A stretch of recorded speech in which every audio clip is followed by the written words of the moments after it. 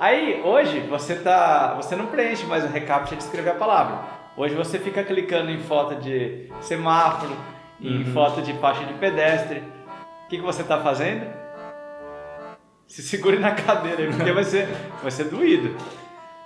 Você está treinando a rede neural do carro autônomo do Google para conseguir dirigir sozinho e colocando o Google Mentira, na vanguarda da tecnologia. Puta que pariu, sério? É exatamente isso que você está fazendo.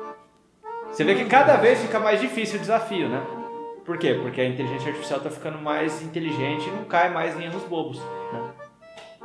Então você está trabalhando para o Google. Cara, eu nunca podia imaginar isso. Nunca poderia imaginar. A base por trás do reCAPTCHA é o que chama de teste de Turing reverso, né? Teste de Turing Bem, estou aqui com o professor Eduardo Palhares. Ele é matemático, engenheiro aeroespacial. Ele tem mestrado em engenharia mecânica pela Universidade Federal do ABC. Entre milhões de graduações aí. O cara realmente... estuda um pouquinho de cada coisa, né? Tem que conhecer o mundo de uma forma geral. Eu não vou falar que é um gênio, porque eu acho que ele também não vai gostar desse atributo. Mas por conhecer ele e ter certeza que ele é uma pessoa bem humilde assim, em relação a isso. Atualmente é professor da Universidade Federal. Ele é professor de... Não. Atualmente é professor de inteligência artificial no Colégio Drummond e é doutorando da Escola Politécnica da Universidade de São Paulo. Basicamente é um Tony Stark. Mas fala sério, com essa apresentação sua, todas essas coisas aqui que você estuda, eu não conheço quase ninguém que estuda engenharia aeroespacial. Cara, isso é totalmente fora do comum. Inteligência artificial, essas coisas eu só vejo no filme da Marvel mesmo, pra falar a verdade. Mas é até interessante, assim, foi meio que por acaso, né, que eu fui me dividindo para vários caminhos, né? Eu estudei matemática, estudei engenharia, agora eu estou tendo uma afinidade muito grande com a computação. Eu também tive algumas passagens pelas ciências humanas, né, como um complemento à psicologia, de forma um pouco mais informal, a filosofia. Mas eu acho que tudo isso complementa, né? Não existe Hoje o profissional ele tem que ser completo, não só no sentido de fazer a sua atribuição, mas de conseguir se reposicionar uma vez que o mercado de trabalho está tão dinâmico, né? Está se transformando. E acho que principalmente esse momento de isolamento social, né? De pandemia, me deu uma boa oportunidade para conseguir renovar minhas ferramentas aí e me inserir em novas perspectivas. Eu te convidei, né, e eu tava achando que você ia, com esse currículo todo, ia chegar de carro voador aqui.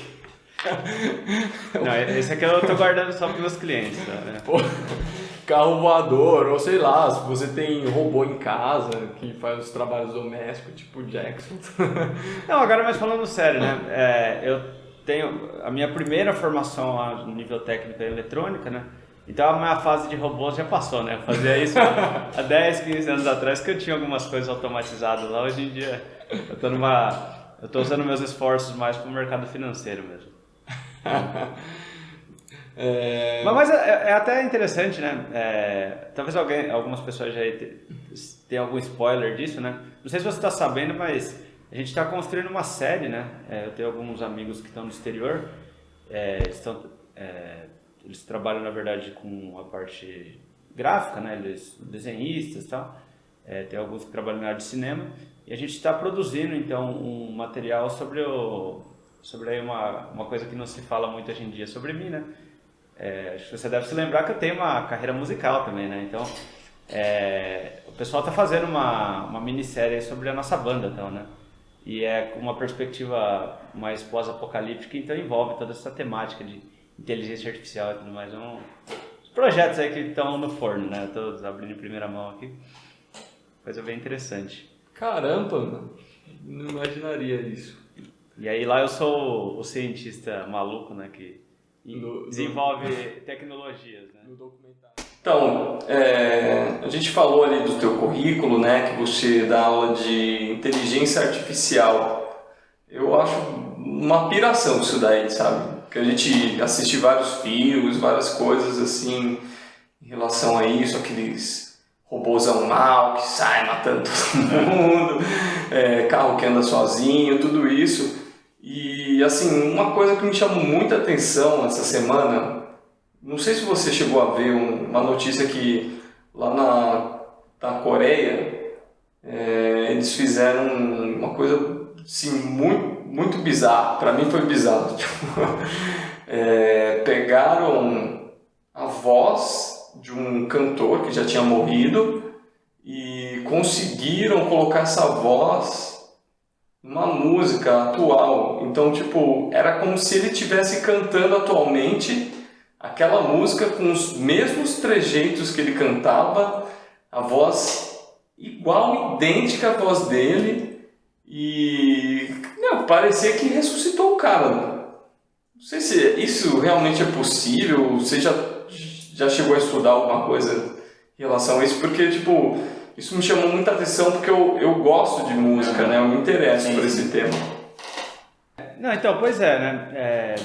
Na verdade, a gente precisa entender um pouco de como que o ser humano aprende, né? Então, o ser humano, ele aprende baseado, você conquista informações, né? E a partir dessas informações, você cria referências para conseguir construir uma base de conhecimento maior. Então, tem essa questão de você ouvir várias músicas ou, por exemplo, entender como que se conectam alguns timbres, e a partir desse momento você pode tomar uma referência de como compor uma música, né? Então, se você der informação suficiente para a máquina aprender o processo criativo, isso seria possível. E aí a gente pode pensar até no que é inteligência artificial, né? A inteligência artificial é muito antiga, né? A gente pode ver um experimento interessante lá do meio do século XIX de um robô, né? É muito interessante esse experimento, eu fico fascinado, que chamou o Turco, né? Então era uma máquina que eles inventaram, era tipo um boneco que ele jogava xadrez, só que ele, além de mexer nas peças, né? Ele era inteligente, ele conseguia fazer as jogadas. E fantástico, porque esse robô ele venceu grandes celebridades da época, como Napoleão, Benjamin Franklin e tal. Então, surpreendente. E por que ele conseguia vencer? Como que você conseguia programar uma máquina para ser super inteligente? Na verdade, compreendendo como... Era uma máquina mecânica, né, pessoal? Na época a gente mal tinha... Engrenagem embaixo, não tinha nada elétrico lá, era totalmente mecânico.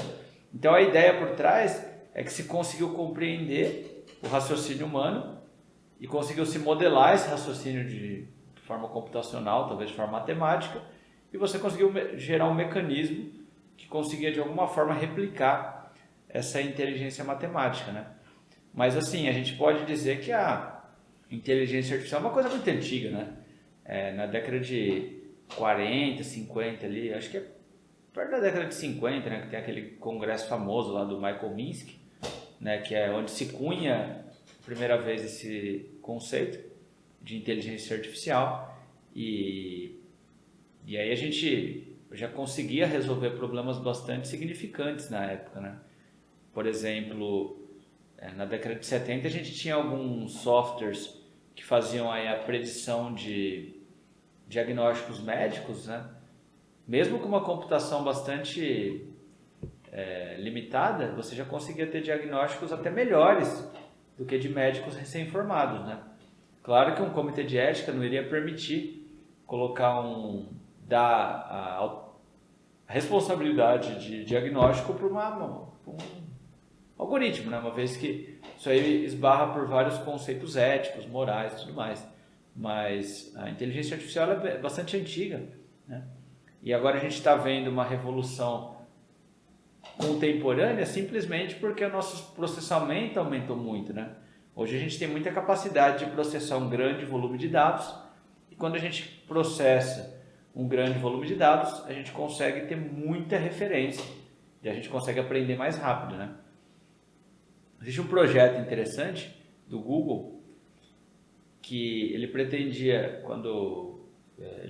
na verdade, ler todos os livros que já tinham sido... digitalizar todos os livros que já tinham sido feitos, né? E ele conseguiu fazer mais da metade, né? Então, quantos livros será que já... Putz, eu não me lembro dos dados de... Mas é tipo velocidade da luz, assim, lendo tudo. Não é que ele estava lendo, ele estava digitalizando. Então, assim... Ele pega, tipo... Você escaneia, né? Escaneia. E aí você começa a entender, interpretar o que aquele livro está dizendo. Só que o ponto todo é que como que o algoritmo sabe ler, né? Como que você treina ele para ler? E aí vocês vão lembrar... Para ler o quê? Compreender. Compreender o que está ali escaneado. Não é só absorver aquilo dali. Como... não é só reconhecer uma letra, mas é saber qual que é o contexto. Por que aquela palavra... Por que você liga um verbo com um substantivo? Por que você coloca aquela entonação? Né? Por que você coloca aquela vírgula? Às vezes você escaneia um documento muito antigo, está faltando uma letra, está rasurado e tal. Como você identifica o que está faltando ali? Um ser humano consegue. Se estiver faltando uma letra, você adivinha. Como que você treina um computador para fazer isso? Se segura agora porque é para cair da cadeira, né? Você já preencheu um CAPTCHA? Não faço nem ideia. CAPTCHA é aquele negócio que você vai entrar no site e ele manda você escrever uma palavra, né? Formulário. O reCAPTCHA, tá? O que você acha que aquilo significa? Você está dando informação. Quando você está preenchendo aquelas palavras, existem duas palavras lá. Existe uma palavra que o computador conhece e a outra que ele não conhece. Se você errou a primeira palavra que o computador conhece, provavelmente você não é um ser humano, porque você não sabe ler. Então você já descarta e diz que é um bot. Esse é um atalho de segurança. Então, digitou a primeira palavra errada. Não, só para explicar, isso daí é naqueles logins que você vai acessar e eles querem... Que você escreve duas palavras. Confirmar que é você mesmo que está ali, né? Isso, que eu sou um humano. Então, se você escreve a primeira palavra errada, você não é um ser humano, né? Então, ele já te descarta. Agora, se você escreveu a primeira palavra certa, provavelmente você é um humano. Então, provavelmente você vai escrever a segunda palavra certa. Então, ele não sabe qual que é a segunda palavra. Quando você digita a segunda palavra certa, ele guarda aquilo no banco de dados. Aí ele pega 10 pessoas que escreveram, se mais de 70% dessas 10 pessoas, 7 pessoas, disseram a mesma palavra, ele entende e aprende a ler aquela palavra. Puta que pariu. Então, quando você estava preenchendo um reCAPTCHA, na verdade, o que você estava fazendo era escrevendo o Google Books. Todos os Google Books foram escritos por reCAPTCHA. Mentira. Então, basicamente, o Google conseguiu digitalizar mais da metade de todas as obras que foram criadas pela humanidade, fazendo você preencher reCAPTCHA. Aí, hoje, você não preenche mais o reCAPTCHA de escrever a palavra. Hoje você fica clicando em foto de semáforo, em foto de faixa de pedestre. O que você está fazendo? Se segure na cadeira aí, porque vai ser doído. Você está treinando a rede neural do carro autônomo do Google para conseguir dirigir sozinho e colocando o Google na vanguarda da tecnologia. Puta que pariu, sério? É exatamente isso que você está fazendo. Você vê que cada vez fica mais difícil o desafio, né? Por quê? Porque a inteligência artificial está ficando mais inteligente e não cai mais em erros bobos, né? Então você está trabalhando para o Google. Cara, eu nunca podia imaginar isso. Nunca poderia imaginar. A base por trás do reCAPTCHA é o que chama de teste Turing reverso, né? Teste Turing vai de você conseguir identificar que é um robô do outro lado, né? Então o teste Turing reverso é identificar que é um ser humano, né? Então é você conseguir descartar quando é um robô que está fazendo um ataque automático. Ele usa esse poder computacional para si mesmo, né? Então, daqui a pouco muda, né? Depois que o carro dele estiver dirigindo bem, aí ele vai inventar um outro negócio para você ajudar a ele aprender. E você acha que essa inteligência vai se voltar contra a humanidade? Até porque a gente começou a falar aqui da música lá, consegue reproduzir com fidelidade a voz do cantor que já tinha morrido, né? Uhum. Daí você começou a explicar que isso era possível por causa de tal coisa. Mas você acha que um dia ela vai ser tão autônoma ao ponto de se voltar contra a humanidade? Olha, se você perguntar para um cientista da computação, ele vai falar que não. Ele vai falar, quando a máquina estiver adquirindo consciência, a gente para de ensinar ela, né? Mas aí que entra a grande pergunta. A sua inteligência é natural ou é artificial? Porque o método como o computador está aprendendo com redes neurais é a mesma coisa como o cérebro aprende. Isso aí já está praticamente provado, né? Se ele aprende igual, né? É porque a gente está dando a informação para ele que vira artificial? E se alguém deu a informação para a gente, né? Será que a gente não é fruto de uma espécie mais evoluída que achou as redes neurais há milênios atrás? Não sei. Eu acho que assim, a ciência vai dizer que o computador nunca vai conseguir dominar o ser humano, né? Não vai acontecer esse ponto de virada, mas eu acho que a gente ainda está num estágio muito infantil do conhecimento para conseguir ter noção disso. Então eu acho que é possível, sim. Até porque eu estava até pensando, não nessa questão ampla aí de, sei lá, uma raça superior ou alguém treinou a gente, mas nós vivemos numa sociedade cheia de leis e morais que quando a gente nasce, a gente não tem conhecimento delas. Então pode ser que uma criança que ainda não foi ensinada a fazer alguma coisa errada, ela não sabe que aquilo dali é alguma coisa errada, sei lá, tá brincando ali no jardim e pisa numa joaninha e tipo, até a mãe chegar e falar assim, não pode matar esse bichinho, esse inseto e tal, ela vai agir naturalmente com aquilo dali. Então, querendo ou não, foi colocada uma informação na cabeça dela de que aquilo dali não seria legal e a forma dela expressar aquilo também foi ensinado. Então, tipo, arrependimento, tristeza. Será que não poderia treinar também uma inteligência artificial para ter uma expressão de um sentimento humano desse ao fazer determinada coisa? Exato, percebam como é difícil para a gente definir o que é um sentimento, o que é uma emoção, né? É um conceito subjetivo. Talvez as máquinas consigam dar objetividade para isso antes da gente, né? A gente aprende o que é nos ensinado. Assim também ocorre com a inteligência artificial, né?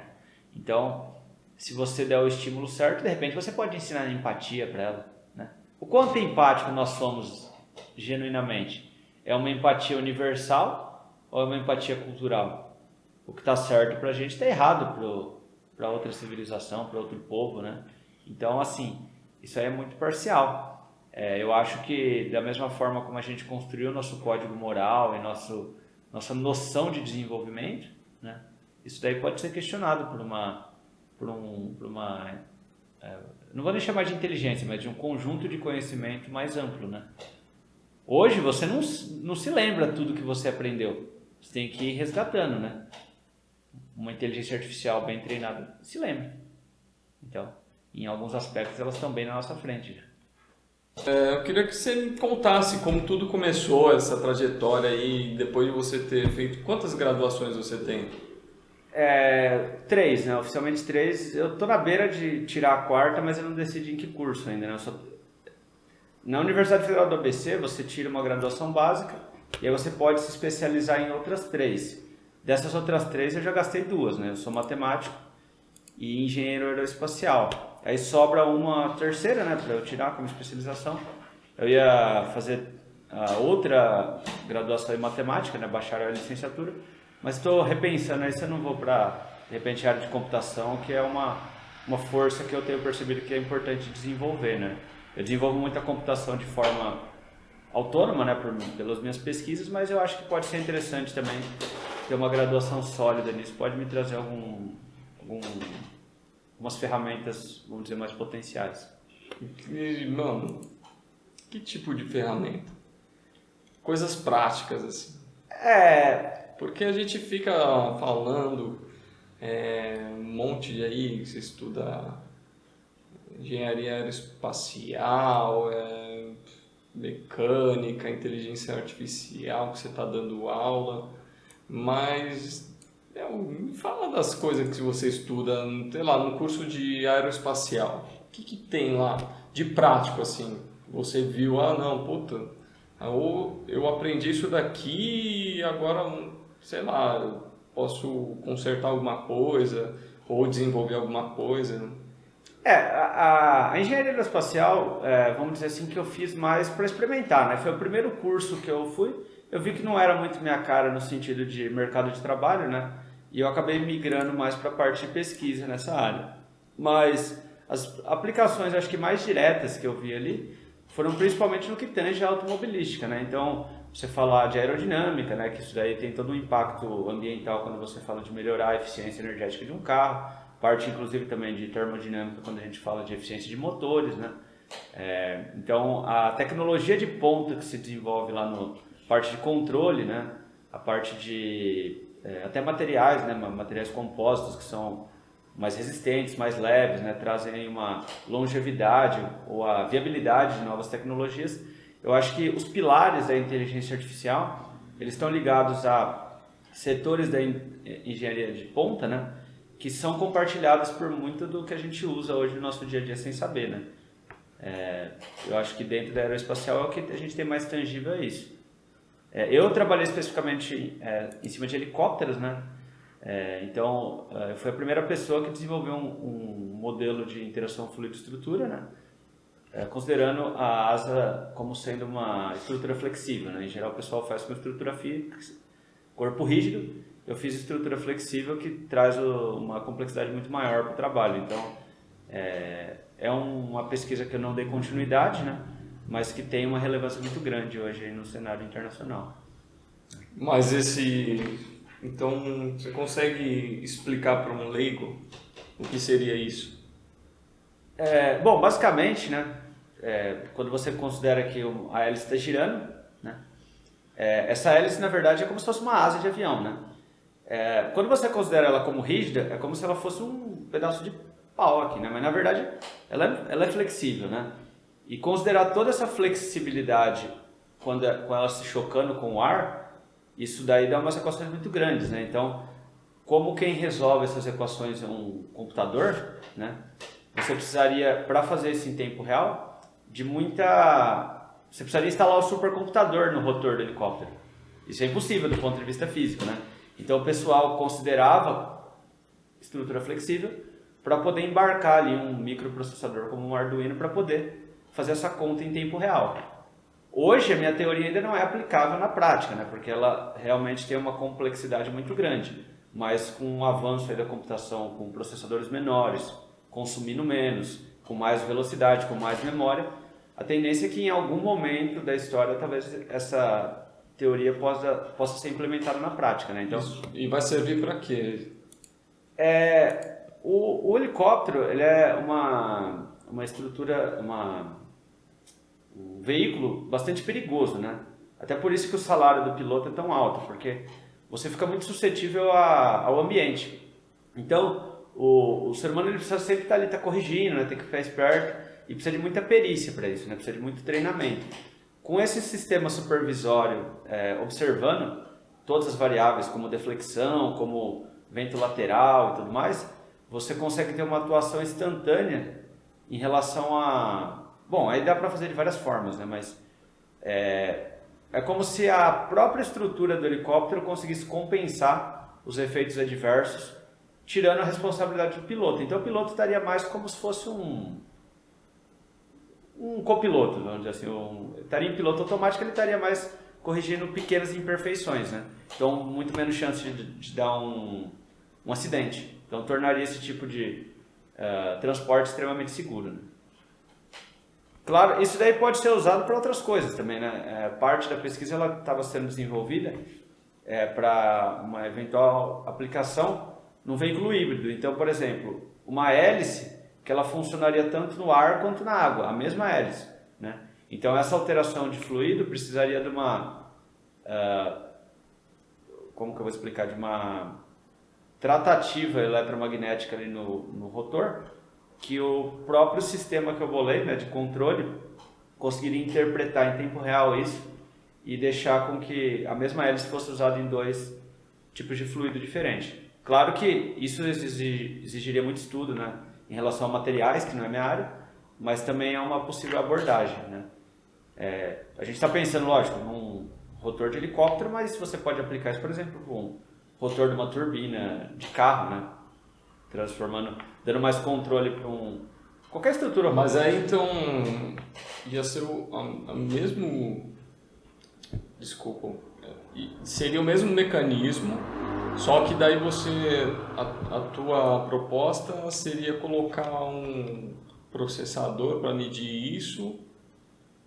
O que acontece, né? Ou seria tipo hélices diferentes, é isso? Com outros materiais, é isso? Para você trocar de fluido com a mesma hélice, precisaria ser um material, vamos dizer assim, mais flexível do ponto de vista de tá adequado a diferentes situações. Mas a lógica que faria, por exemplo, num fluido menos denso, ele teria que girar mais. Num fluido mais denso como a água, ele pode girar menos. Essa troca de lógica, né, entre o quanto que eu preciso girar, quanto que eu preciso defletir, é a própria lógica matemática dessa equação que eu proponho, né, que é feita, calculada em tempo real. Então, você não precisa ir apertar um botão e falar, eu mudei para água. O próprio sensor já joga lá e o atuador atua sozinho. Então, basicamente, essa troca é automática, né? O próprio modelo já prevê isso. Modelar todas essas forças físicas envolvidas em vários ambientes, né, é um pouco do que eu faço. Então, o meu trabalho é de você pegar um sistema complexo, cheio de forças da natureza, e descrever essas forças físicas de forma matemática e escrever um software que consiga resolver essas contas, né? Que são humanamente impossíveis de resolver mesmo. Aí saindo um pouco desse exemplo da aeroespacial, isso daí poderia ser aplicado me fala coisas tipo, bem curiosas assim. A energia. Energia eólica. O princípio é o mesmo, né? Uma turbina eólica é um rotor. Né? Ih, cara. O que aconteceu? Caiu ele. Peraí que estamos com algumas... Aí você estava contando como que tudo começou. Você desde criança montava, desmontava as coisas. Como que era? Pois até alguns anos atrás eu fui fazer uma entrevista na Embraer, né? E aí eu tive que contar um pouco sobre a minha história, da onde que apareceu essa paixão pela engenharia. E foi nessa noite então que eu comecei a relembrar, né? Eu era muito ligado aí a jogos de lógica, né? Então, damas, quebra-cabeças e tudo mais. E eu tinha Legos em casa, né? Então eu tinha muito costume de construir coisas, né? Então, bem novo ali, com 13, 12 anos, né? Até antes, né? Eu tinha muito hábito, esse hábito ligado à parte de educação financeira, de poupar e fazer negócios, né? Às vezes eu negociava meus brinquedos com as pessoas, era incrível isso, né? E de consertar, né? Então, muito cedo eu comecei a consertar as coisas, tipo... Quanto você acabou juntando, vendendo os seus brinquedos? Cara, na época, há 20 anos atrás não era pouco dinheiro, não, mas eu cheguei ali eu vendi uma outra coisa, consegui uns 10, 15 conto, né? Caraca, dinheiro pra caramba. Não, então na época era, porque era coisinha bobinha, né? Era souvenir. E depois, então, teve um tempo que bom, eu não sei se pode falar isso ao vivo, né? Eu gravava CDs, né? Gravava CD, gravava CDs. Então eu tinha aí uma forma alternativa de ganhar dinheiro, né? Um pouco, não sei se é legal, tá dentro da agora já da foi, né? Agora já foi, né? Se é um crime, já prescreveu já. Mas era engraçado porque eu vendia, eu trocava uma peça na outra. Eu lembro que eu troquei um pente de memória por um gravador de DVD e eu consegui escalar o meu negócio, porque era só eu que conseguia gravar DVD na época, né? Então, mas essa questão de consertar as coisas, né? Então, desde novo, eu consertava a televisão, claro, coisa simples, né? E eu acabei caindo na eletrônica meio sem querer, né? Porque eu tinha um computador que ele era péssimo e ele quebrava o tempo Eu todo. lembro dessa época, eu ia na sua casa, Era uma... toda vez você estava arrumando o computador. Pois é, né? E não tinha jeito. E aí eu aprendi muito bem, eu me afinizei com o computador, eu me afinizei com placas, né? E acabei que eu fui estudar eletrônica. Então aí foi daí que apareceu a eletrônica, né? Depois eu migrei para computação um pouco mais, vamos dizer, aquela essência de tentar deixar melhor o que já está funcional, né? É um negócio que ficou aí.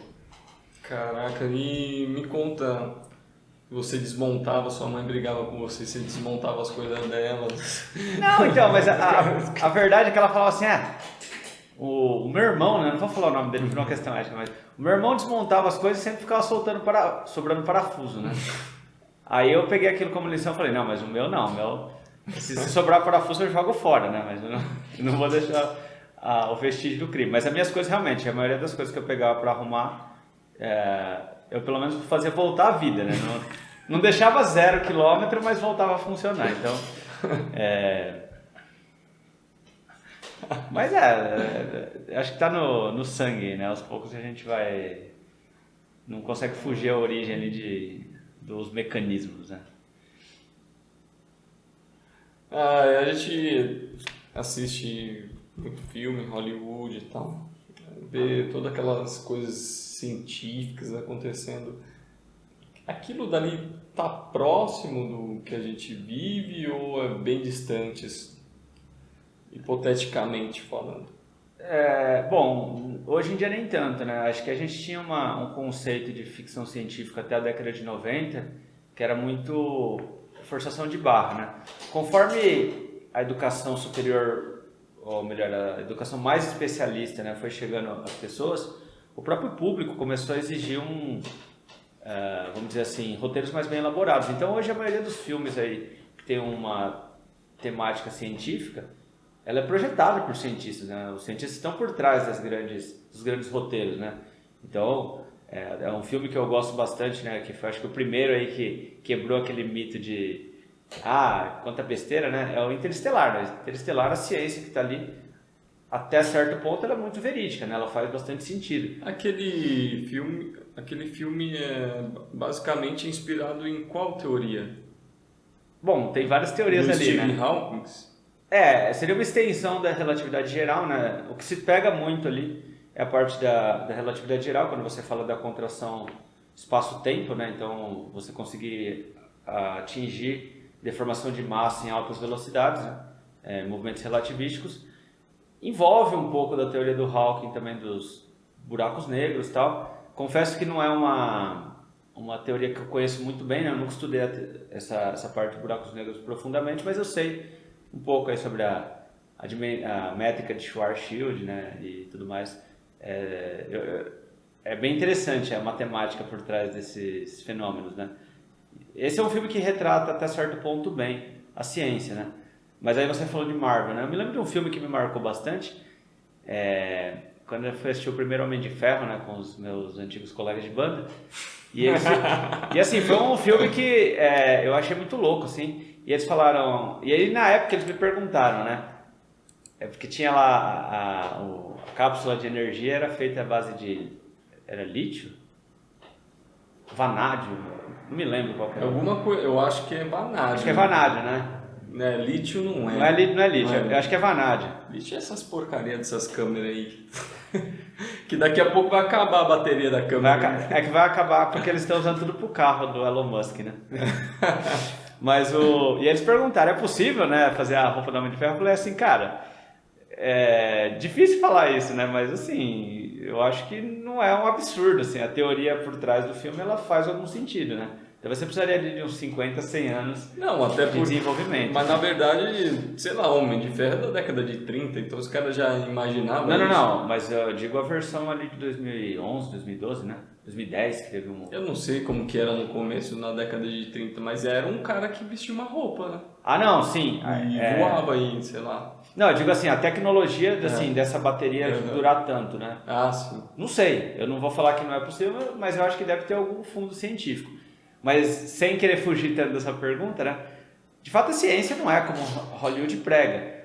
Mas tem muita coisa interessante acontecendo, né? Eu trabalhei um tempo na central multiusuário da Universidade Federal do ABC. Eu fiz umas manutenções lá. Eles têm umas coisas bem interessantes lá, assim. Eu lembro de um experimento que era para medir supercondutores, né? Então, você tipo passava um campo elétrico ali, uma descarga elétrica, e aí você precisaria estar em temperatura criogênica, né? Então, tipo, o experimento envolvia ali... Mas que temperatura é essa criogênica? O que é? Perto de 273 graus negativos. Você é maluco. Então era interessante. Não, eu acho que ali eles acham que eles... No planeta Terra tem algum lugar que atinge essa temperatura? Tem. Esse é um experimento que eu gostava de usar quando eu dava aula na FATEC, né? Eu dava aula de cadeia do frio lá. Então, tinha um documentário muito interessante que falava, né, sobre os recordes de temperatura que a humanidade chegou. O que é a temperatura, né? Vamos tentar entender o que é a temperatura. Temperatura, ela mede o grau de agitação das moléculas, né? Então, tá numa baixa temperatura significa que as coisas não estão vibrando tanto, elas estão quase paradas. Então, o que eles fizeram? É um experimento interessante. Eu não sei se é o recorde atual, mas eles fizeram um super experimento, né? Acho que foi nos anos 2000 isso, para tentar chegar perto do zero absoluto, né? Que seria o 273 graus negativos, né? Então, eles cavaram um túnel vertical no deserto, né? Acho que tinha mais de 1 quilômetro de profundidade e construíram um laboratório lá embaixo, né? Por que eles fizeram isso? Primeiro porque no deserto não tinha ninguém, e segundo porque lá embaixo com certeza você ficaria isento ali do barulho que vem de cima, porque o nível de... a ideia deles era parar o movimento de uma molécula, deixar, tipo, eliminar todo o movimento. Então, eles pegaram, nesse lugar super distante da civilização e construíram um negócio muito interessante. Eles confinaram ali uma molécula, se não me engano, de berílio, alguma coisa assim. Era um dos primeiros elementos da tabela periódica lá, que é bem instável, né? E colocaram vários lasers apontando para ele em várias direções diferentes. Então, tipo, por exemplo, se tem um laser apontando para cá e para lá, ele vai, tipo, meio que cancelar o momento movimento, entendeu? Então você mira vários lasers para vários lados, concentrado num ponto, de forma que aquele átomo fique parado. E aí, quando você não tem movimento, a temperatura é extremamente baixa, né? E aí, então, um barulho lá em cima poderia ser o suficiente para alterar completamente o experimento, uma vez que você está ali numa escala tipo subquântica quase, né? Você está ali trabalhando com incertezas da ordem da incerteza de Heisenberg, né? O princípio da incerteza de Heisenberg. Então, mirando todos esses lasers, você conseguiu chegar, se não me engano, com um grau de precisão, né? Vamos dizer, se seriam 273 negativos, ele chegou em 272,9999, eu acho que com uns 20 zeros, se não me engano. Tá louco. Entendeu? E esse foi o recorde atual. Nossa. Aí você me pergunta, né? Pô, valeu a pena gastar milhões de dólares para bater esse recorde? Bom, dentro dessas condições, você consegue enxergar a física de uma forma completamente diferente.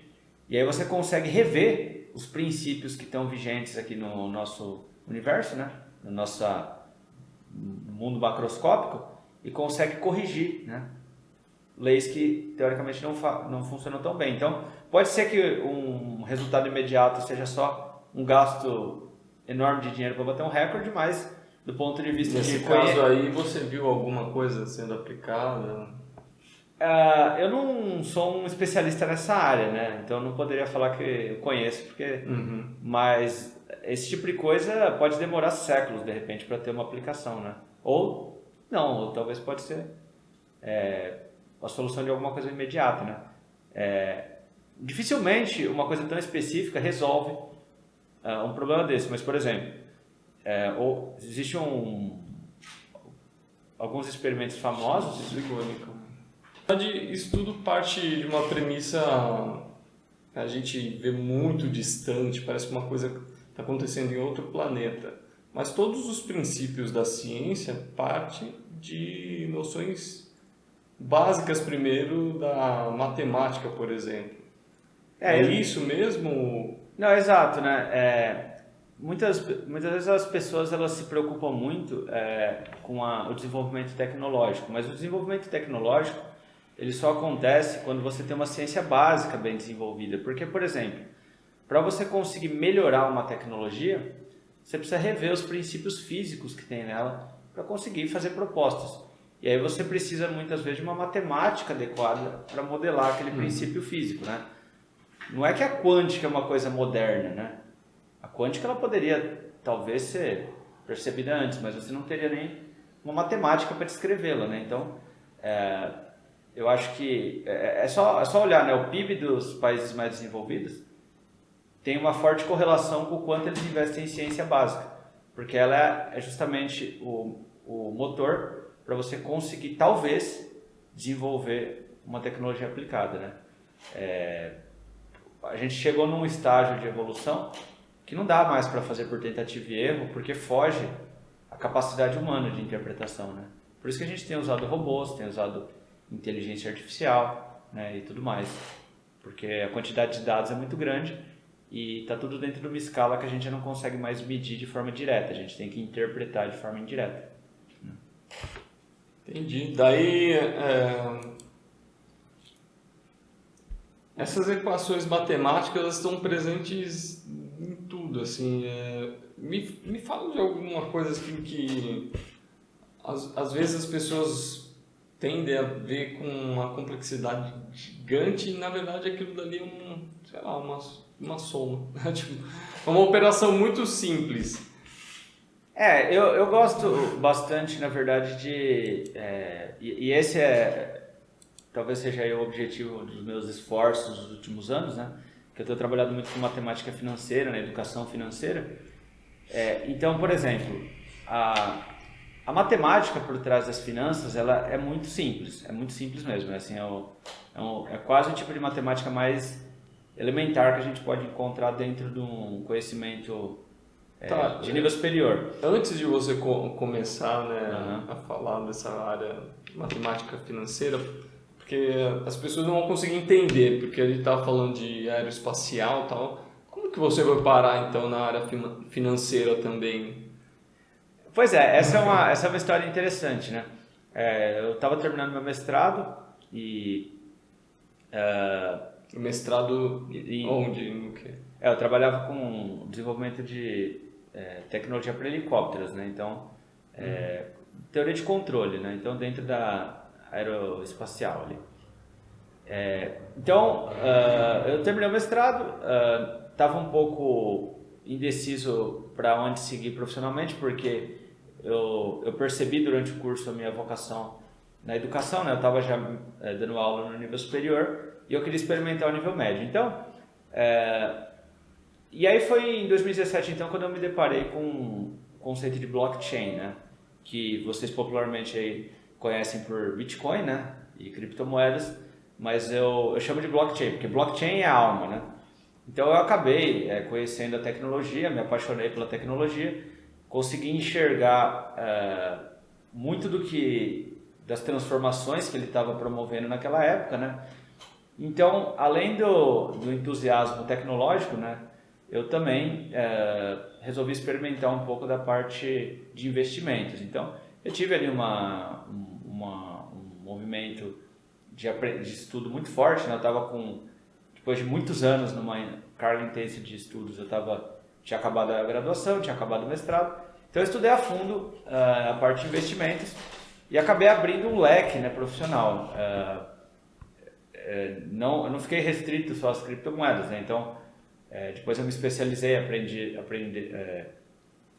a investir na parte de renda variável, na parte de derivativos, né? Trabalhei um pouco com contrato futuro, trabalhei com opções, mas independente de tudo isso, o que mais me chamou a atenção é como era mistificado, né? Uma coisa que trazia uma matemática tão elementar e assim como o direito, né? O direito ele é complicado para que as pessoas sejam alvo, né? Que elas não consigam usufruí-lo, né? Então você faz uma linguagem rebuscada para que ninguém consiga se proteger sozinho, precisa de um advogado, né? Não estou, vamos dizer assim, desmerecendo os advogados, mas de fato existe uma intenção de tornar a coisa complicada. E as finanças é a mesma coisa, né?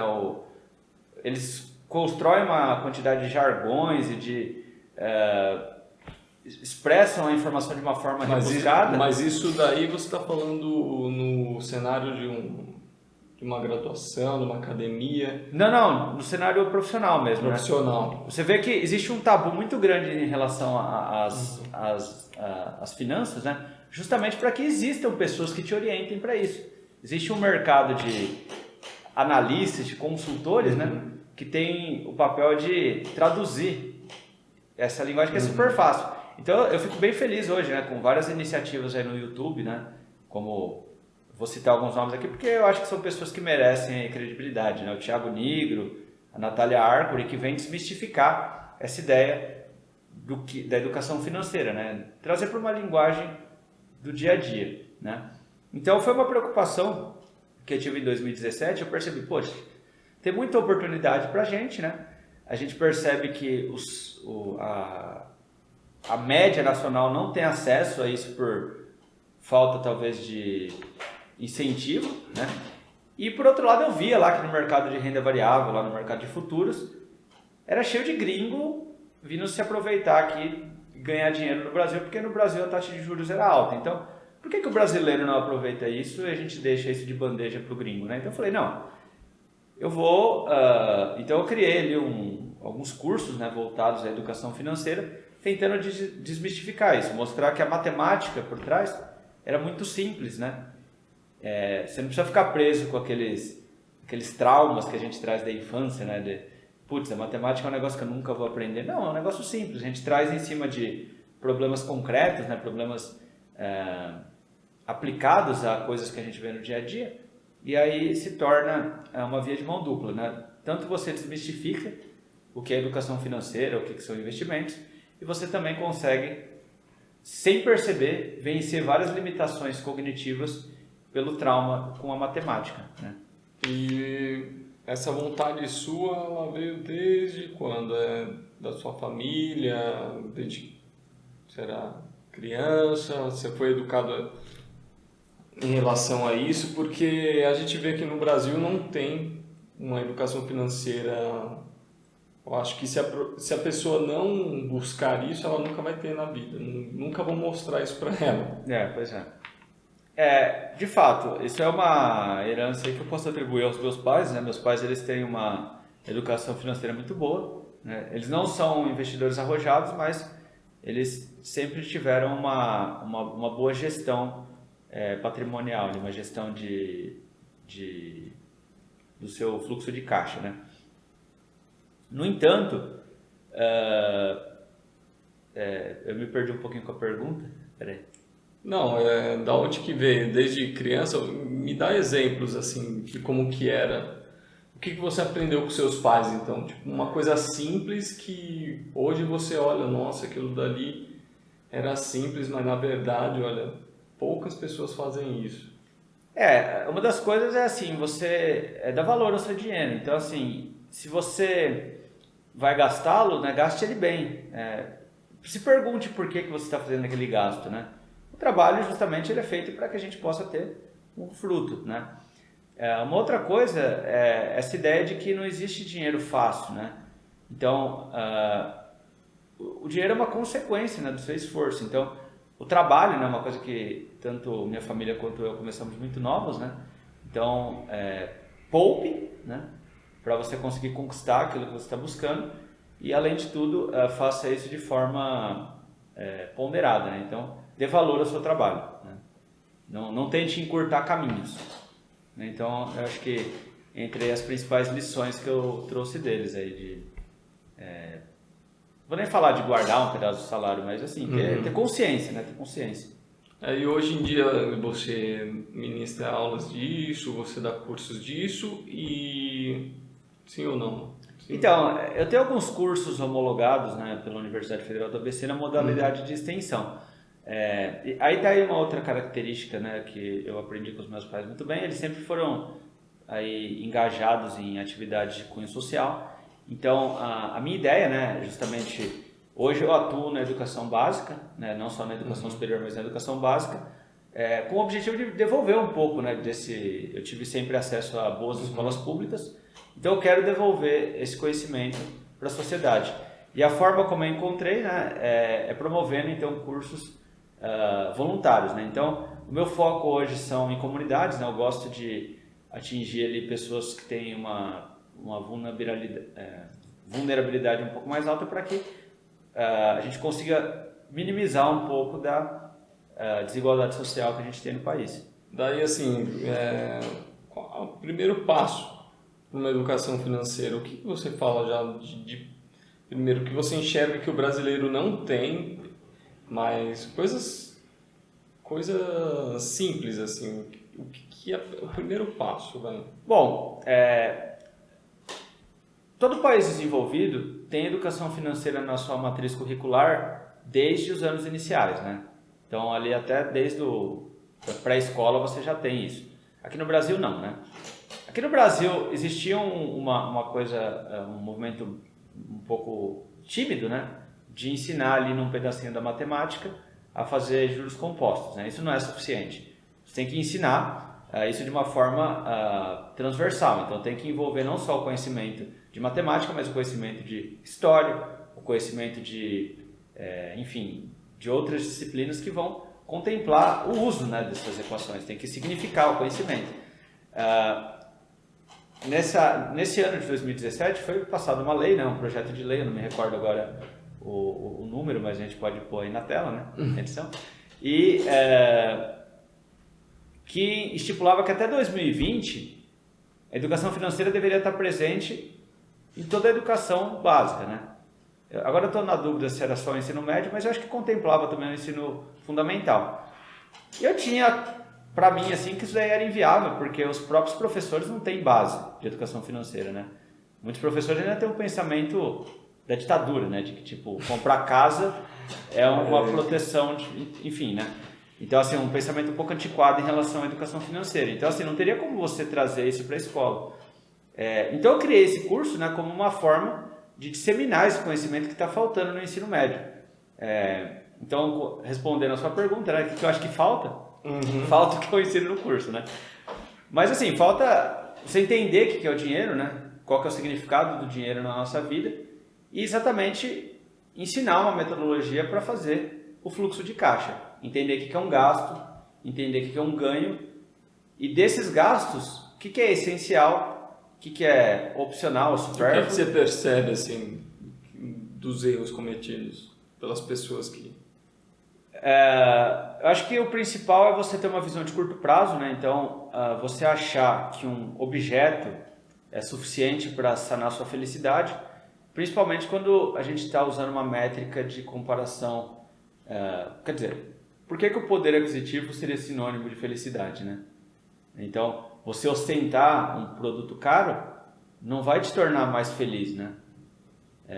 Então, essa é uma falácia. Então, as pessoas são induzidas ao consumo desproporcional com a sua realidade, sem um fundamento muito claro, né? Talvez uma dificuldade de entender a sociedade. Se eles tivessem, talvez, um conhecimento um pouco mais aprofundado de sociologia, eles perceberiam que aquilo ali, ou de filosofia, eles perceberiam que aquilo ali não vai trazer a felicidade e não vai tornar eles cidadãos ou elementos da sociedade mais mais, sei lá, que eu não quero usar um termo pejorativo, mas não vai tornar eles mais fodões, né? Você ter ali assim, teve o Eloir, um assessor de investimentos da XP, a gente gravou aqui um papo com ele também, e por coincidência a gente chegou nessa indagação.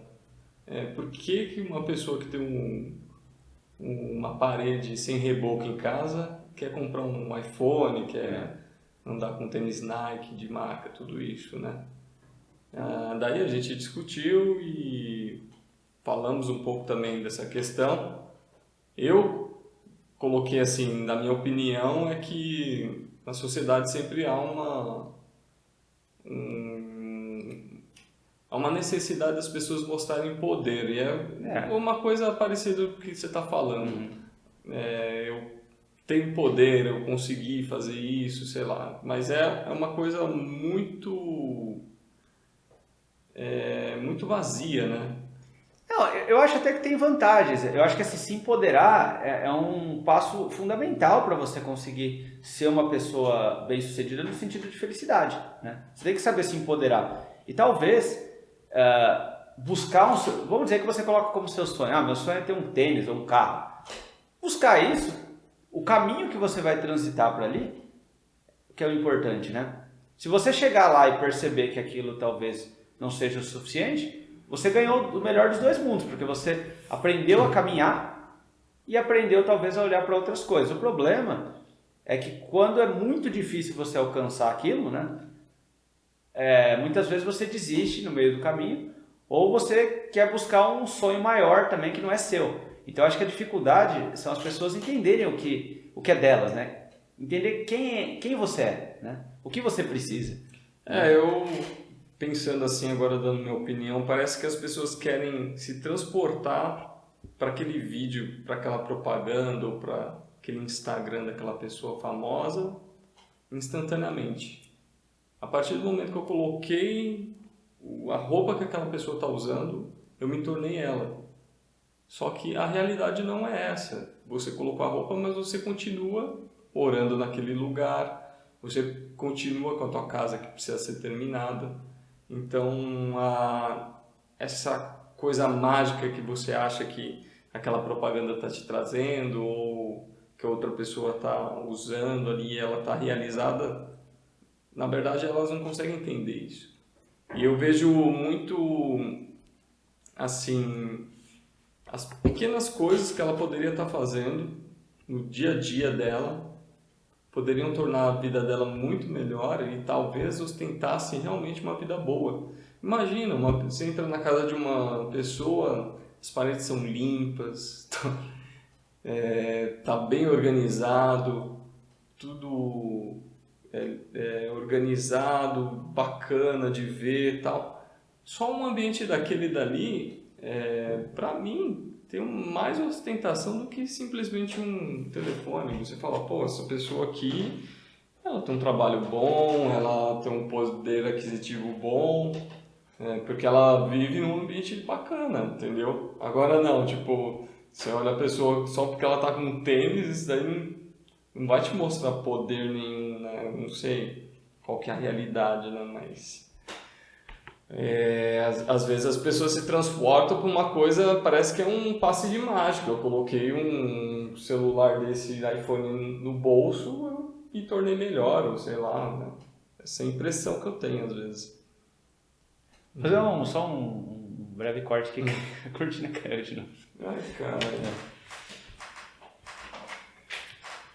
Não, mas continua falando. Exatamente, né? Me diga que eu tô ali, ó. Eu acho que o que... E esse é um dos motivos pelo qual as pessoas acham estranho, né? Você que é versado em tantas coisas aí nas ciências exatas, né? Eu dou um enfoque muito grande para as ciências humanas, né? Tanto que todos os meus cursos, né? Principalmente na área de investimentos, 50% deles sempre envolve história, né? A história é mais importante, não é mais importante, mas é igualmente importante que a matemática, né? Que a computação. Porque aí eu vou parafrasear, né, uma pessoa que talvez seja conhecida de muitos de vocês, né? A Lúcia Helena, que ela fala assim,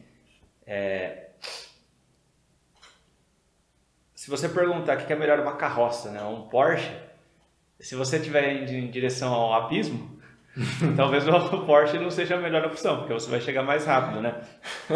Então, assim, não adianta você desenvolver a tecnologia se você não se desenvolve sua moral, né? Então, a Pitágoras, né?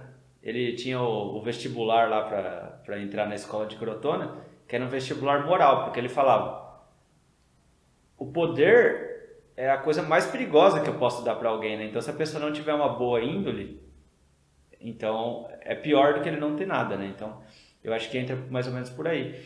A gente precisa desenvolver mais o senso moral e os valores das pessoas, valores morais, né? E não só valores materiais, para que ocorra esse equilíbrio, né? Eu acho que pensando bem, né, a pessoa comprar um iPhone, ela tá indo pro abismo mesmo, porque as dívidas que ela vai fazer, poderia estar pagando, ela tá lá protelando e tá caminhando pra forca, né? Eu particularmente não vou nem fazer comentários, né? Porque você me conhece bem, você sabe que eu não sou muito fã do conceito da Apple, né? Eu sou uma pessoa bastante aversa a esse modelo de conceito. Não concordo, né? Então, mas cada um é livre para Não, gostar se a daquilo. pessoa tem condições, velho, pode, compra e fica à vontade. Você tem dinheiro, tem bala na Não do agulha. conceito do consumidor, mas do conceito da empresa mesmo, né? Eu discordo. Eu acho que a tecnologia ela tem que ser democrática, ela não tem que ser um negócio exclusivo e tal. Eu sou completamente contra o conceito. Mas assim, cada um pode ver aí da forma que quer, né? Também consigo enxergar as potencialidades, por mais que eles tenham ali sua vibe exclusivista, né? Eles são grandes inovadores, né? Então eles têm todo o mérito por isso, né? Mas eu não acredito, é um tipo de conceito que eu acho que é insustentável para uma sociedade, esse tipo de pensamento, né? Mas aí são poucos os espaços onde a gente pode ter opiniões, né? Então Não, fica à vontade. Eu também não curto muito o Apple, não. Apesar de trabalhar com Apple, não individualmente, mas na empresa, trabalho com Apple. É bom até certa parte e outra Não, a parte. tecnologia deles é inquestionável, os caras são realmente a ponta, né? Mas Não, eu não acho que seja uma ponta. Eu acho que são bons e o fator mesmo marketing, ele supera tudo. Tipo, agora, sei lá, você tá falando de material de trabalho. Pô, eu preciso de um computador para editar, processar os meus dados, né? Só que a Apple não é só isso. Ela é como se fosse uma roupa. É um conceito, né? É lógico, você vai na loja, você não vai comprar uma roupa só porque ela dura mais, porque ela vai te proteger do frio, porque não, porque Não, mas ela serve em você, ela fica boa, fica justa, fica legal, ela tá na moda. Igual eu vou colocar o meu iMac aqui na minha sala de estar, ele vai completar o ambiente, ele vai decorar, ele vai ficar bonito. Diferente de eu colocar esse notebook preto aqui que parece de 1900 e bolinha, quadradão. Parece que é da década de 2000, né? Pois é. 20 anos atrás já está no passado. Pois é, então, mas isso conta. Não, e assim, eu até entendo esse fetiche um pouco pela Apple, porque até uns 10, 15 anos atrás, realmente a solução que eles traziam era muito diferenciada, né? Você realmente ganhava produtividade, né? Hoje eu não sei se é bem assim, né? Eu não tenho tanta experiência nessa área de criação artística, mas eu acho que hoje isso ficou um pouco menos, vamos dizer, justificável, não um preço exorbitante, mas cada um aí com as suas preferências culturais. Não leva nada. Gasta a pilha toda.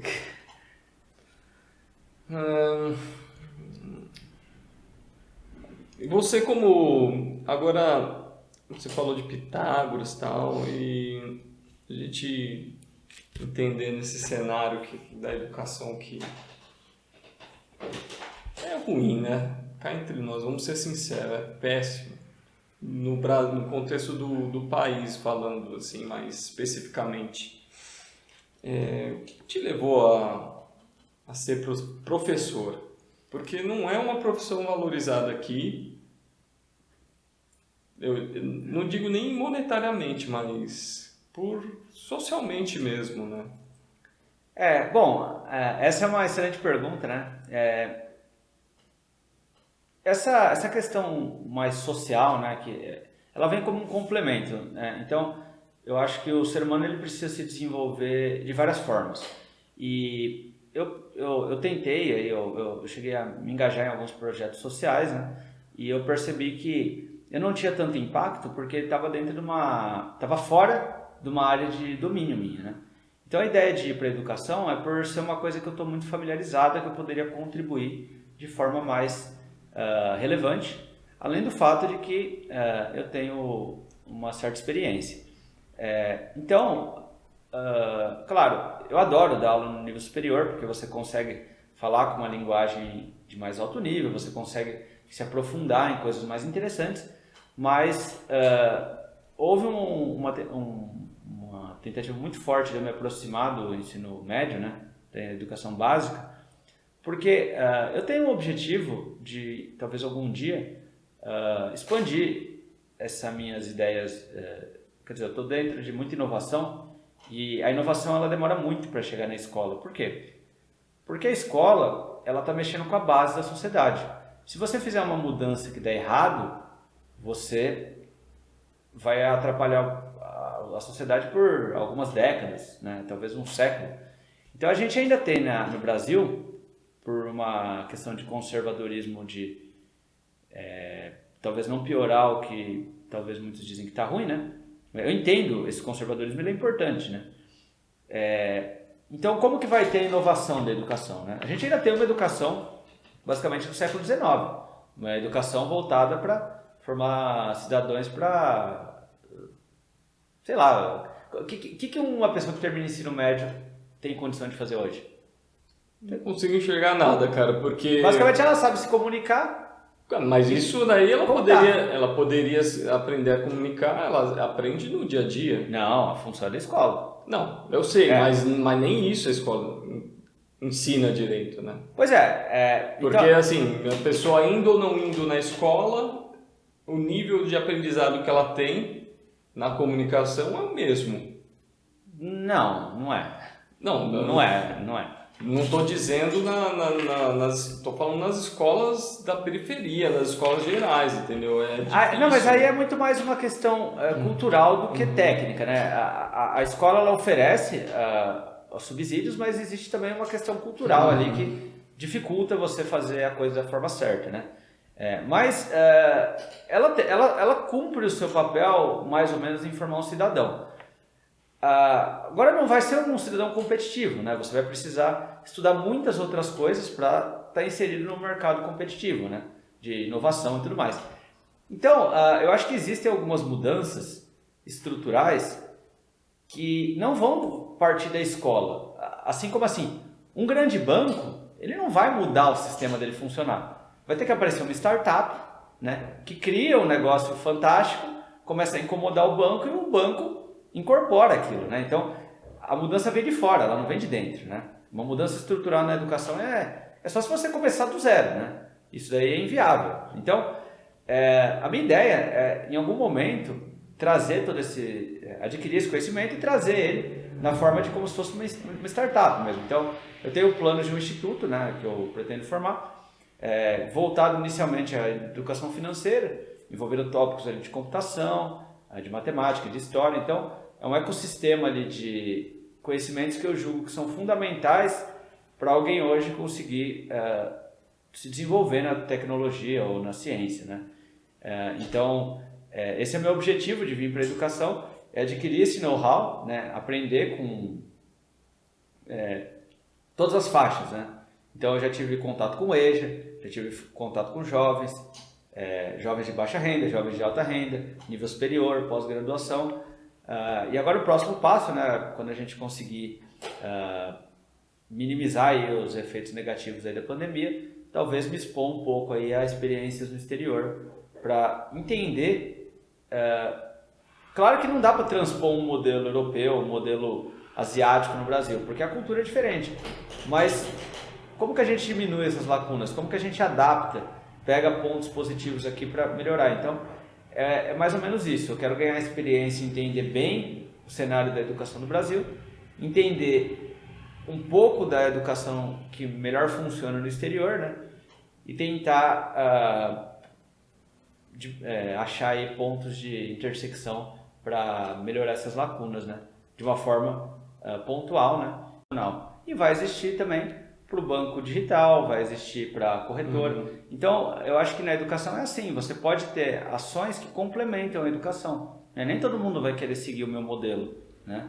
Mas pode ser que tenham pessoas que tenham vantagens. Então, inicialmente, né, eu ministrei diversos cursos, né? Então, na verdade, o meu curso principal de educação financeira, eu ministrei ele em diversas cidades, em diversos contextos, diversas regiões do país. E todo sobre o guarda-chuva da extensão, né? E eu percebia um potencial muito grande, né? Os alunos, eles rapidamente se encaminhavam e queriam prosseguir ali, só que eu não tinha como dar suporte a isso. Então, a ideia de criar um espaço físico para esse instituto, né? Onde eu possa dar continuidade para aqueles alunos que tiveram a primeira experiência. Então, por exemplo, eu dou o curso para 1.000 alunos, 50 desses alunos têm potencial para seguir naquela área. Então, eu consegui dar um acompanhamento presencial ou uma tutoria para eles, né? Ter um time ali para me auxiliar, seria mais ou menos a proposta, né? Eu cheguei a estruturar alguma coisa antes da pandemia, mas no momento agora eu não vislumbro tão cedo ter esse ambiente virtual. Cheguei a começar a trabalhar também numa plataforma online, mas percebi que eu precisava um pouco de mais maturidade, porque dentro de uma plataforma online cujo objetivo existe uma preocupação em você manter o instituto, né? Eu teria que fazer aquilo que eu quero mudar faz, entendeu? Não dá para eu lançar alguma coisa inovadora com caráter social, entendeu? Então, eu tenho por trás um segundo projeto, né? Que esse é um projeto maior, aí que talvez para o próximo ano. Então, eu pretendo montar um fundo de investimentos aí com alguns parceiros, né?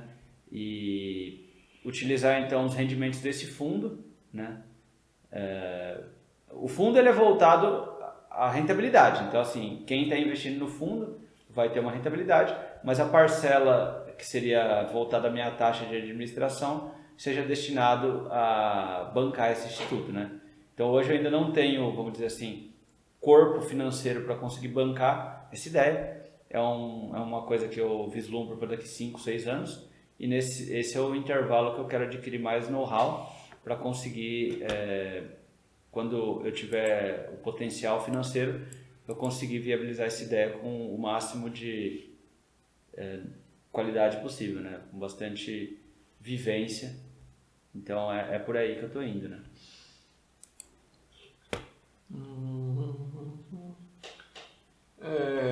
Agora vamos falar de coisas mais tipo. Slides. Não informais, né? Não, informal, né?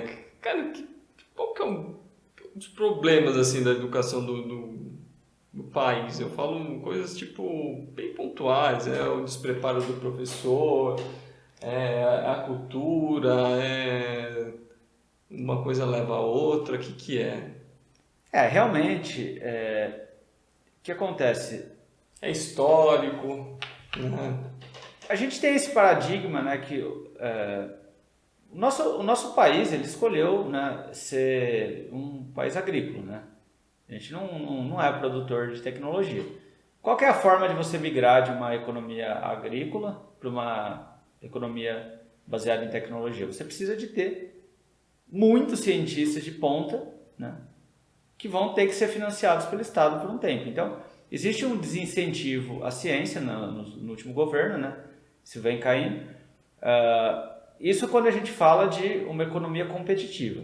Agora, de educação, se a gente comparar, por exemplo, né? Vamos comparar Coreia do Sul com o Brasil.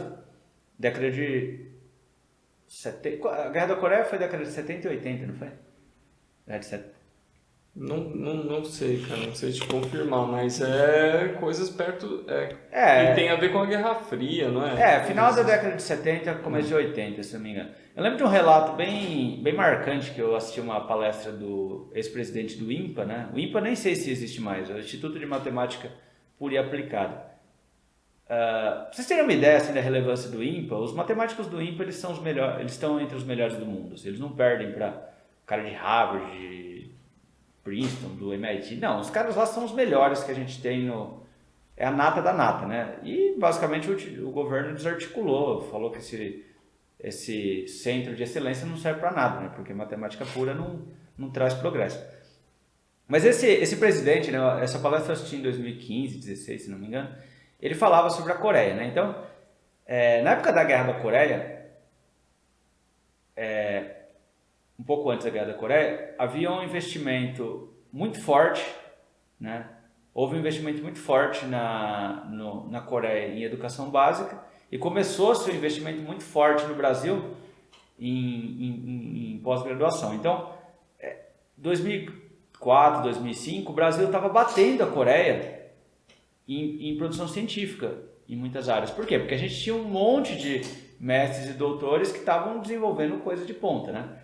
Então, eu me lembro que o comentário que ele fez foi que os coreanos estavam com inveja do Brasil, né? Porque a gente estava numa ascensão de progresso no que se refere ao ensino superior. Mas foi uma aposta, né? Enquanto o Brasil ali apostou no nível superior, na década de 80 e 90, a Coreia investiu na educação básica. Para vocês terem uma ideia do que é a preocupação deles com a educação básica, durante a guerra, né, quando estava tendo os bombardeios, tudo na sociedade estava proibido.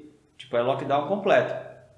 Menos a educação. Então, a cidade bombardeada e os alunos tinham que ir para a escola sob pena de crime de responsabilidade perante os pais. Não tinha essa. Então, assim, foco total na educação básica. E aí a Coreia virou o que virou, né? Porque você criou uma educação básica extremamente sólida que deu base para você levar esse pessoal para o nível superior com qualidade.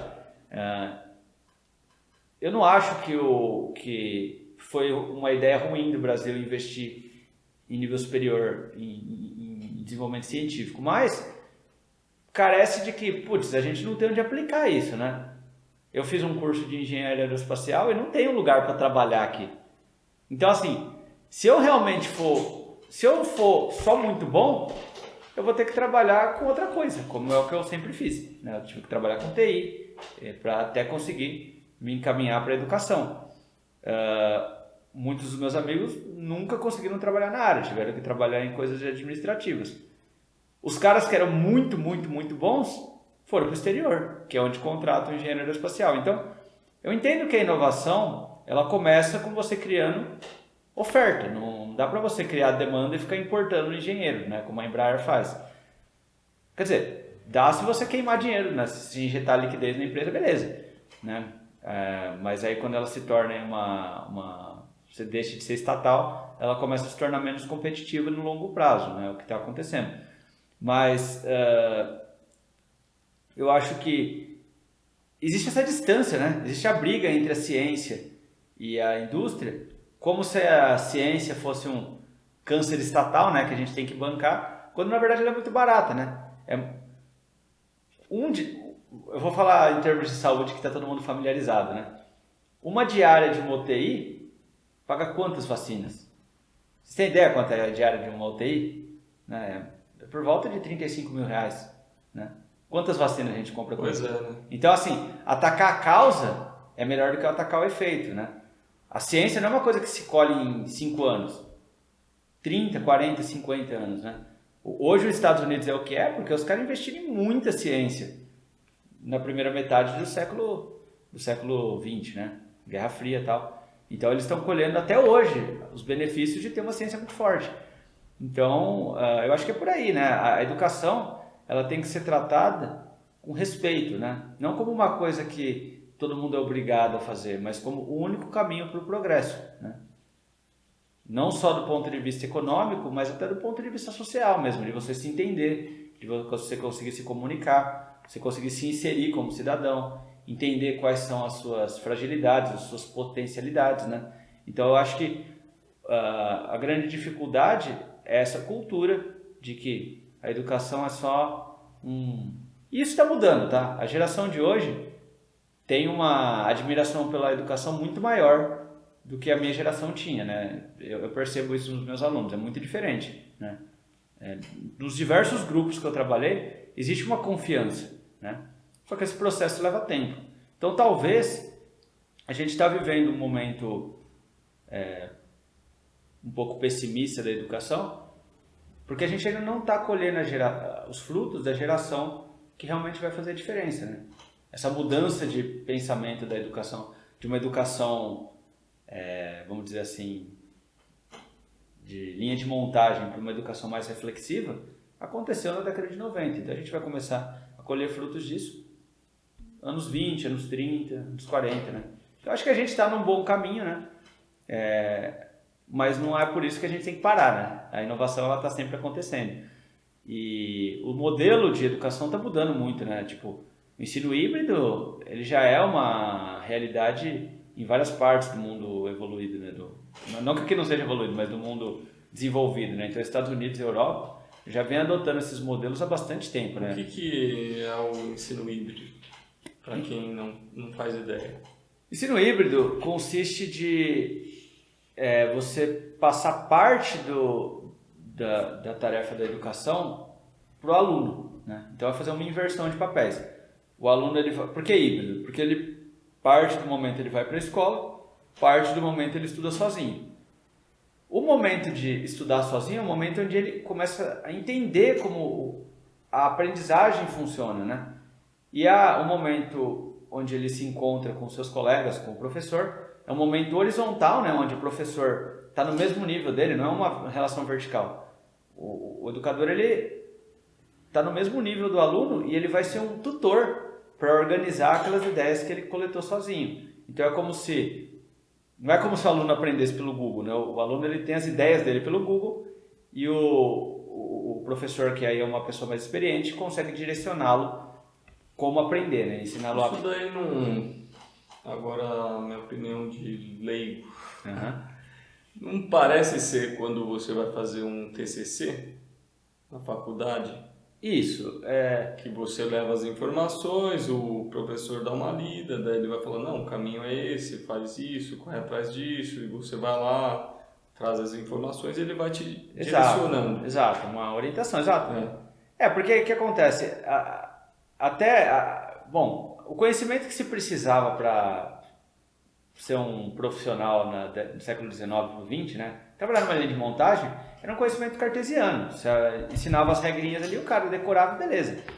Hoje não, hoje o diferencial do conhecimento, né, é a criatividade, você conseguir integrar as múltiplas inteligências. Então, você tem que enxergar os problemas e conseguir também enxergar soluções, né? Não é só não é uma solução simples, né? Faz uma continha. Não, você tem que enxergar uma coisa mais ampla.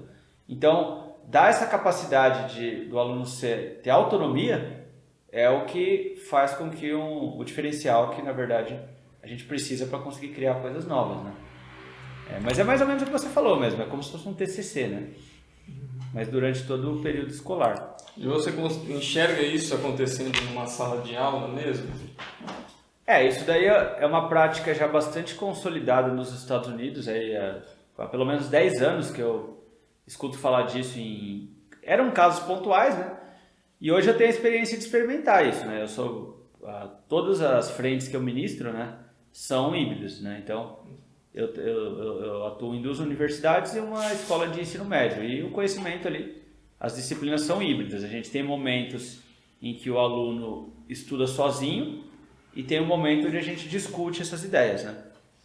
Então, eu estou achando fantástico, né? Eu estou super empolgado com esse ensino remoto, porque ele está dando uma oportunidade da gente acelerar um processo que era necessário, né? Que talvez a gente levasse 10, 20, 50 anos no Brasil, a gente está conseguindo fazer em 1, 2 anos. Então, é sensacional a oportunidade que a gente está tendo de crescer, assim. Eu vejo com ótimos olhos, né? A pandemia trouxe isso de bom. Não, com certeza, né? Claro que trouxe problemas no sentido de que os alunos acabam tendo uma tendência a desenvolver problemas sociopsicológicos, né? Não estou falando que a pandemia é boa, mas eu acho que esse é um legado muito importante, né? Assim como a nossa capacidade de fazer a vacina em 9 meses, né? Como se fosse um filho, a gente também, eu acho que o desenvolvimento na aprendizagem é uma coisa que a gente não tem precedentes para como isso evoluiu no Brasil, tá? Daí eu tenho as perguntas mais pessoais, para você atualmente, quem é uma inspiração? Bom, uma é difícil, eu vou falar de 2, né? Eu particularmente me identifico muito com as ideias do Pitágoras, né? Então, eu não vou contar a história do Pitágoras, mas Que vocês pesquisem isso, e deixem de ser preguiçosos. Não, mas assim, a história dele é linda, né? Quando ele botaram fogo na escola dele, porque ele promovia ideias revolucionárias, né? Que tiravam o poder ali das grandes lideranças e queimaram a escola dele, né? E o que te define? O que te define, né? Bom, Pitágoras dizia que o que define uma pessoa são seus valores, né? E os valores do Pitágoras eram o seu conhecimento. Então, assim, se a escola dele queimava, ele queimava junto, né? Então, ele queimou junto com a escola. Ele falou assim, se apagar as coisas que me representam, o meu corpo não é nada, né? Então, mas assim, realmente Pitágoras, ele tem um livro dele, um livro curtinho, né? Chama Os Versos de Ouro de Pitágoras, que realmente mudaram completamente a forma como eu via o mundo, né? Então, o Pitágoras com certeza é o farol, né? Que eu uso para guiar a minha caminhada. Então, ele é aquele que abriu a minha visão para o que é a verdade, né? Eu não gosto de usar esse termo, mas ele é como se fosse a minha religião, né? Pitágoras é um cara sensacional. E sem falar aí de mitos, né? Vamos dizer assim. O meu ídolo é o Ayrton Senna, né? Porque muitas pessoas vão falar, o Ayrton Senna ele quebrava as regras, mas ele fazia o que ele acreditava, né? Ele realmente não se dobrava e ia até o fim, né? Era o cara que realmente não tinha limites. Se ele tinha um objetivo, ele ia atrás daquele objetivo, não importasse o que falta. Então falta muito dessa garra, né? Hoje as pessoas, eu acho que elas têm a gente vive uma vida fácil, né? Se a gente comparar aí com a história da humanidade, um momento histórico onde a gente é muito frágil, né? A gente desiste das coisas, a gente não consegue ir além, né? De se superar e vencer os desafios. A gente entra numa zona de conforto de uma forma muito fácil, né? E o Ayrton Senna não. O Ayrton Senna, ele fazia o que ele acreditava, né? E quando eu olho para ele, eu me emociono, porque é ele que me dá não só a inspiração para montar um instituto, mas para realmente ir fundo naquilo que eu acredito, né? Então eu acredito na educação e eu vou até as últimas consequências para fazer da melhor forma possível. E quais são as regras pessoais que você nunca quebra? Olha, eu acho que nenhuma. Não há nada que seja inquebrável, sabe? Eu acho que uma coisa que eu aprendi é que a gente precisa ser flexível, né? Eu tenho meu conjunto de valores, né? Mas para que eu consiga implementá-los de forma efetiva, eu preciso realmente ter algumas concessões. Então, assim, não há nada que eu seja imutável. Se for necessário mudar para melhorar, eu estou dentro, né? Qual a maior lição que a vida já te ensinou? A maior lição? A maior lição é que você precisa conseguir se compreender, né, e se valorizar. Então, você não pode esperar o valor das pessoas, né? Primeiro você dá o valor a si mesmo, né? E a partir desse momento as pessoas vão conseguir enxergar o seu valor, né? Então, essa é a lição. E aí você já falou já dos seus projetos, né? Mas pontualmente, assim, pudesse resumir quais são os próximos passos aí? Os próximos passos é ter mais experiência em diferentes níveis de ensino, né? Tanto no Brasil quanto no exterior, e principalmente conseguir estruturar esse projeto financeiro que vai conseguir custear meu instituto, né? E aí um objetivo de médio prazo é eu conseguir realmente viabilizar ele, né? No primeiro passo eu quero fazer pelo menos oferecer online algumas coisas, e quando tudo estiver regularizado eu realmente montar uma base física, né? E conseguir experimentar aí essas metodologias que eu tenho aprendido. Então, tá bom, vamos encerrar. Um papo muito, mas muito interessante que, cara, eu fiquei aqui fritando o cérebro em algumas partes, porque o assunto é complexo, mas ao mesmo tempo você consegue resumir e explicar de uma forma bem acessível, né? Eu até fico um pouco sem palavras, porque é muita honra estar podendo ter esse espaço, né? Eu agradeço muito pela oportunidade de falar. A gente sabe da seriedade do seu trabalho, né? Eu que acompanho tudo que você faz aí desde que eu sou criança, né? E eu vejo aí, eu vejo quanto você cresceu e quanto, mas você nunca, não existe limites para o seu profissionalismo, né? Então, tá dentro desse espaço, que tendo essa oportunidade, para mim é uma coisa que vai ficar na memória, né? Que isso, cara, que isso. Eu na verdade fico até emocionado, cara, porque a gente não sabe a dimensão onde a gente vai chegar. Daí quando vê um amigo que estudou, se dedicou tanto e atingiu esse patamar tão alto, que não é um patamar só de graduação, de aparente, né? Porque não adianta também você estar lá com um monte de graduação no papel e assim... Mas a verdadeira escola é a escola da vida, né? Não, além de ter as graduações, você discorre dos temas realmente com propriedade, sabe do que está falando, trabalhou, tem experiência. Quando não sabe, fala que não sabe, mas tem noção do que está falando. Não é só uma coisa que está lá no papel, entendeu? Sim. Que a gente vê muita gente ostentando hoje em dia. Ah, não, porque eu sou graduado em tal coisa, mas no prático mesmo ela não sabe me falar para onde que vai essas coisas que ela estudou, sabe? Para que serve?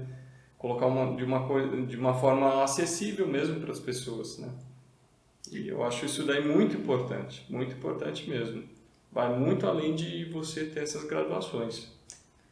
Eu gostaria de aproveitar esse último minutinho aqui para fazer um jabá, né? Porque muitas pessoas questionam, né, o modelo pedagógico da UFABC, né? Que é um modelo interdisciplinar. Falam, você fica estudando coisas sem foco e tal. E é justamente isso que eu acho que falta na educação, é você conseguir ter uma educação geral, onde você consegue olhar para todos os lados. Você olha para a ciência, você olha para as ciências sociais, você olha para a saúde, né? Você olha para as humanas. Então tudo é importante, né? E aí quando você consegue ter essa visão um pouco mais geral, você consegue entender o mesmo assunto sobre vários pontos de vista. Então, eu fico muito feliz de ter tido essa oportunidade, de ter essa vivência, né? Que foi muito difícil, mas acho que a gente começa a colher os frutos, né? E consegue mostrar a diferença que isso faz na hora de interpretar um problema. Porra, muito legal, cara. Agora vamos comer alguma coisa que tô com muita fome. Vamos, cara, vamos. Pedir alguma coisa no iFood, sei lá. Demorou. Se ainda estiver aberto, né? Não, com certeza. 10 horas, cara, 10 e 18. Não posso usar esse termo mais, mas assim, diziam que São Paulo não para, né? Mas a gente tem Santo André. Não, mentira, quem falava isso, falava que Madrid que não para, né? Não sei. Quando que foi que... Madrid.